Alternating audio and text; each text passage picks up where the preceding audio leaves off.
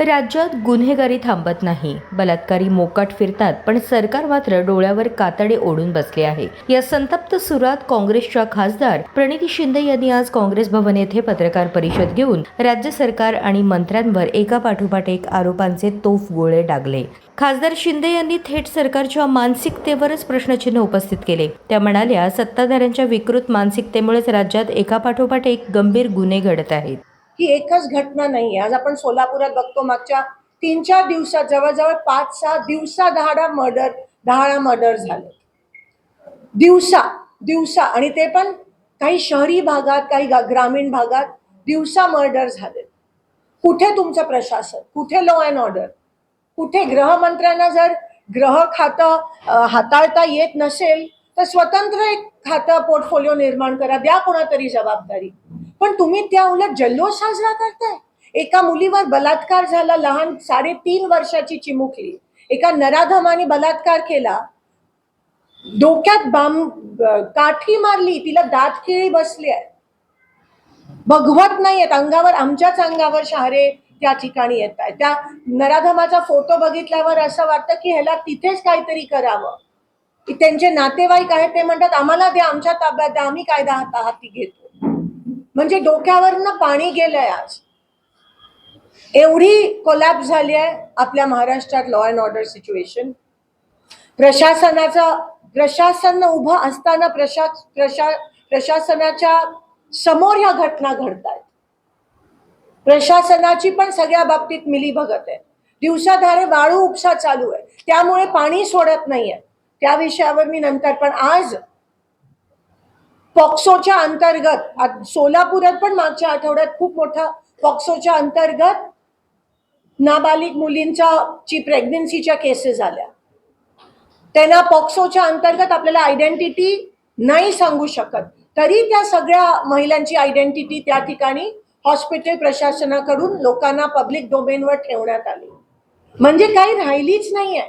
नाही गांभीर्य राहिलं, ना माणुसकी राहिली, ना जाणीव राहिली. आणि हे पुरोगामी महाराष्ट्र. एकेकाळी इथे काहीच व्हायचं नाही. आज आपल्या दुसऱ्या राज्यांसारखी क्राईम रेट चालली आहे. महिलांवर होणारे पॉक्सोच्या अंतर्गत जेव्हा पॉक्सोचं प्रमाण वाढतं तेव्हा त्या राज्याची लोकांमधली, पुरुषांमधली पेक्षा जास्त सत्ताधाऱ्यांची विकृत मानसिकता दिसून येते. आणि ही सत्ताधाऱ्यांची विकृत मानसिकता आहे. पॉक्सो सारखा कठोर कायदा अस्तित्वात असताना सरकार त्याची अंमलबजावणी करत नाही. त्यामुळेच गुन्हेगार राजरोसपणे समाजात वावरत आहेत, असा थेट आरोप त्यांनी केला. शक्ती कायद्याची तातडीने अंमलबजावणी करण्याची मागणीही त्यांनी यावेळी लावून धरली. मी ह्या राज्याचे मुख्यमंत्री आणि तथा गृहमंत्री यांचा मी राजीनामा मागत आहे. कारण का जे महाराष्ट्रात घडलं काही दिवसापूर्वी, एका लहान चिमुकलीचा त्या ठिकाणी बलात्कार केला गेला, तिची अतिशय वाईट पद्धतीत हत्या करण्यात आली. पॉक्सोच्या अंतर्गत हा गुन्हा आहे आणि जो तो नराधम आहे तो अजूनही त्याला सजा आणि शिक्षा झाली नाही आहे. शक्ती कायदा लागू केला असता तर 15 दिवसात त्याला खरं तर फाशी झाली पाहिजे, ही आमची मागणी आहे. त्या उलट काल मुख्यमंत्र्यांनी जल्लोष साजरा केला, पेढे वाटले आणि ह्याच्यावरून स्पष्ट होतं की मुख्यमंत्री असो, प्रधानमंत्री असो, बीजेपीचा प्रत्येक कार्यकर्ता किंवा मंत्री असो, आमदार असो, खासदार, हे फक्त इलेक्शनसाठीच काम करतात. ह्यांच्यासाठी इलेक्शन पुरती सगळं आहे. इलेक्शन पासून दिवसाचा प्रारंभ होतो आणि इलेक्शन घेऊनच दिवसाचा समाप्ती होत असते. ह्यांना लोकांचा, जनतेचा, एका लहान पुरोगामी महाराष्ट्रात एका लहानशा चिमुकलीवर एवढ्या वाईट पद्धतीत अत्याचार होऊन हत्या होते. तुम्ही खरं तर त्याची आठवण ठेवून, त्याची जाणीव ठेवून जल्लोष साजरा नसता केला आणि म्हणाला असता की तिच्यासाठी आम्ही जल्लोष करत नाही, तर थोडं तरी तुम्हाला काही माणुसकी आहे असं आम्हाला वाटलं असतं. पण त्या उलट तुम्ही पेढे वाटले, जल्लोष साजरा केला, जाहीर केलं. त्यानंतर तुम्ही उद्घाटनाचे कार्यक्रम घेतले. काही माणुसकीच राहिली नाही आहे ह्या महाराष्ट्राच्या मुख्यमंत्र्यांमध्ये, असं मला कुठेतरी वाटतंय.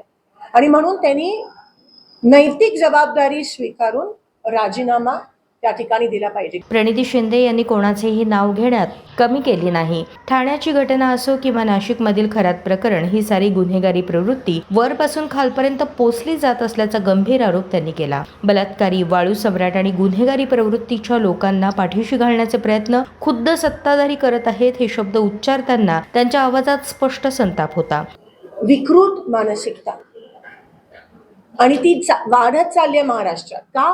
कारण का वरपासून खालपर्यंत हे जे गुन्हेगार आहेत त्यांना सपोर्ट आहे.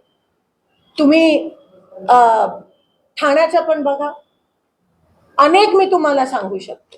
आणि मग करतात काहीतरी, खरात असतील, हे असेल. विकृत मानसिकतेला वाव मिळत आहे सत्ताधाऱ्यांकडून. आणि मग तुम्ही महिला आरक्षणाचा विषय घेता, आणि मग तुम्ही महिलांचं सशक्तीकरणाचा विषय घेता, आणि मग तुम्ही महिलांना संरक्षण देण्याचा, अहो जे आहे आता जे चालू आहे, तुम्ही त्याला जर सजा दिली तर कोणाची हिंमत होणार नाही. पॉक्सोचे अर्धे केसेस रिपोर्ट होत नाहीत, कारण का नातेवाईकांकडून केले जातात. हा सुटला तरी कसा मला सांगा? ह्याच्यावर 2 ते 3 केसेस आहेत पॉक्सोच्या. सुटला. पॉक्सो एवढा सिरियस कायदा आहे, सुटला कसा? कोणी बेल दिली, कोणी सोडलं? ही कारवाई, हे नेक्सस आहे. हे पूर्णपणे वरपासून खालीपर्यंत नेक्सस आहे, खालपर्यंत. आणि गृहमंत्री मजा करत फिरत आहे. वाढत्या गुन्हेगारीची नैतिक जबाबदारी थेट मुख्यमंत्र्यांवर टाकत खासदार शिंदे यांनी त्यांचा तात्काळ राजीनाम्याची मागणी केली. राज्याचा कायदा आणि सुव्यवस्था पूर्णतः ढासळली असताना सत्तेला चिटकून बसण्याचा अधिकार या सरकारला नसल्याचे त्यांनी ठणकावले. गांभीर्य राहिलं नाहीये. रेप्स होत आहेत तर होऊ देत, लहान मुलींवर बलात्कार होत आहेत तर होऊ देत, लहान मुलींची चेचून हत्या होते तर होऊ देत. तिच्या तोंडात म्हणे PM रिपोर्टच्या नुसार सॉक्स कोंबला गेला, कारण का तिने आवाज नाही करावा. नशीब, आता तरी नशीबच म्हणावं की CCTV फुटेज सापडलं, नाही तर ओरिसामध्ये पण काय हालत आहे. सापडल्यावर गुन्हा दाखल होतो. तसंच महाराष्ट्रात होत चाललंय. दुर्दैव आहे, वाईट वाटतं एक महिला प्रतिनिधी म्हणून आम्हा सगळ्यांना, की शासनच काही करायला तयार नाहीये, मुख्यमंत्री स्वतः काही करायला तयार नाहीये. म्हणून या गोष्टीचा निषेध करते. आम्ही काँग्रेस पक्षाच्या माध्यमातून गृहमंत्री तथा मुख्यमंत्री देवेंद्र फडणवीसजींचा राजीनामा मागतोय. पूर्णपणे प्रशासन वरपासून खालपर्यंत हे बदललं गेलं पाहिजे. आज जर कोणाला जाणीव नसेल, तुम्ही संविधानाची शपथ घेऊन ह्याच्यात येता, पण आज तुम्हीच जर रेपिस्ट असेल, बलात्कारी असतील, वाळू माफिया असतील, गुन्हेगार असतील, जर तुम्ही त्यांना पाठीशी घालत असाल तर तुम्हाला ना प्रशासनात ना शासनात राहण्याची काही अधिकार आहे. ताबडतोब राजीनामे द्यायला पाहिजे, सस्पेन्शन्स घ्यायला पाहिजे, आणि त्या नराधमाला ताबडतोब सजा फाशीची मिळाली पाहिजे. या प्रकरणाचे गांभीर्य किती टोकाला पोहोचले आहे हे पीडितेच्या नातेवाईकांच्या मागणीवरूनच स्पष्ट होते. सरकारने तात्काळ कठोर शिक्षा द्यावी, अन्यथा आरोपीला आमच्या ताब्यात द्यावे. हा संतप्त आक्रोश म्हणजे सामान्य जनतेच्या संयमाचा उफाळलेला उद्रेक आहे, अशी आमची मागणी आहे.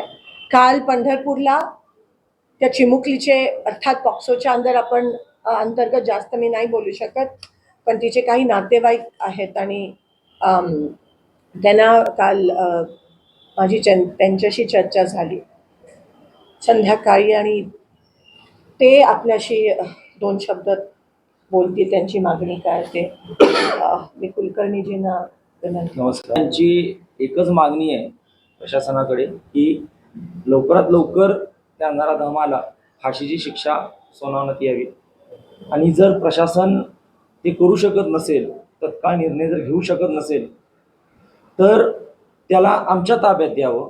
आम्ही जो काय असेल ते योग्य निर्णय आम्ही घेऊ शकतो. 1 मेला ज्यावेळेस ही घटना घडली, आज 5 तारीख आहे, 2 दिवस आम्ही ते पार्थिव अंत्यविधी करण्यासाठी विलंब केला, की जेणेकरून आम्ही ते पार्थिव घेऊन रस्त्यावरती आक्रमक आंदोलन केलं की आम्हाला न्याय द्या. आम्हाला असं सांगण्यात आलं की आम्ही लवकरात लवकर तुम्हाला न्याय मिळवून देऊ, अशी आश्वासनं दिली आम्हाला. आज 5 तारीख आहे, तरी अजून काही दखल याच्यामध्ये विशेषरित्या घेतली गेलेली नाही. 7 तारखेपर्यंत पोलीस कस्टडी त्या नराधमाला सुनावण्यात आली होती, पण त्याच्या पुढं काय?